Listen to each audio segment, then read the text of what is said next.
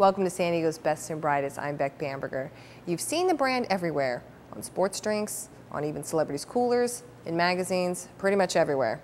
It's the Who's Your Daddy's brand, and the company is headquartered right here in San Diego. Today with me is Dan Fleyshman, the founder of the Who's Your Daddy brand and company. Dan, thank you for being here with us today. Thanks for having me. Dan, you are the youngest founder of a publicly traded company. You must have started thinking about being in business when you were in your teen years or such. How did this all get started? It actually started when we were 16. My partner, we were at the football stadium, and he would slam the football down and scream, "Who's your daddy?" I didn't know why everybody would laugh. I didn't know why it was so funny. And so I decided, let's make some t-shirts. Made some t-shirts. We made 40 of them, sold out. So we had $1,000. Like, oh my God, we're millionaires. We have $1,000. And it all kind of built from there. We went to a clothing convention, made a couple million, lost a couple million in the clothing world, started an energy drink, took it public, got into 18,000 stores. So it's been it all started back then though. It all started with the football on the ground. Yep. We have to talk about the name, Who's Your Daddy? What does that mean, and how did you come up with that name for the company?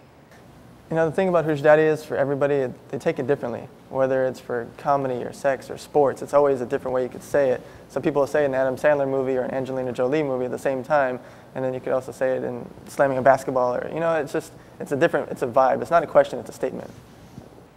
Who's Your Daddy energy drinks, which you're most known for across the nation, competes in a very competitive energy drink sector. How do you stay on top of things? We give away a lot of energy drinks to make sure people can taste it, because they all taste like cough syrup. So we got lucky and we met the wild-haired chemist from Gatorade, and he came with this formula that tasted like a cranberry pineapple, and people just fell in love with it. So we fight and we hand out drinks, and we wrap Hummers and semi-trucks and promotions and sponsorships, and we do everything we can to fight against the Red Bulls and Monsters of the world, because they're huge. Your primary focus is the Who's Your Daddy energy drinks, but you're also a licensing company with branding and trade names with over 300 products. That would only work if you had a name that actually had some backing in it. So how did you know and feel confident that the Who's Your Daddy name could stand on itself and one that you could propel through licensing deals? It's because of the reaction of people. We would be at conventions, and an old lady would laugh about it, and then the young kid would laugh about it, and the dad would laugh about it, and the dad would look at his son, and it was a feeling. So we knew it could transcend. So we started trademarking it for diapers and CDs and watches and barbecue sets, and it cost us hundreds of thousands of dollars. Every little trademark is $1,500, $1,000 times 300 adds up fast. So we took a chance, but it worked out because we got a $9.5 million deal in Europe when we were 19 years old.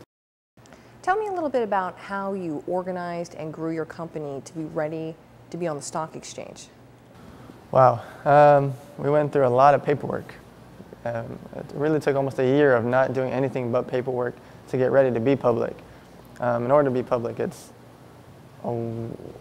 they want to see everything. And when I say everything, I mean everything. When we sneeze, they want to know, why'd you sneeze and why was that direction? And how much did it cost and what's it going to affect next year? And so that was really the preparation to get there, is to get lawyers and accountants and executives and chief financial officers and directors. It's a lot of paperwork, but it's worth it. I mean, in the long run, it's worth it because it gives our investors a way to really have a chance for that grand slam. What is it about San Diego that makes this a great town to be a young entrepreneur? It's not like LA.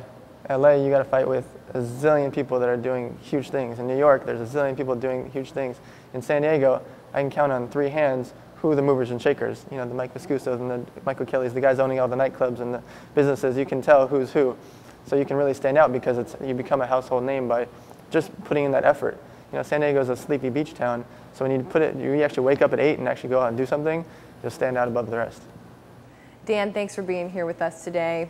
Who's Your Daddy? The San Diego company. Catch us next time on San Diego's Best and Brightest.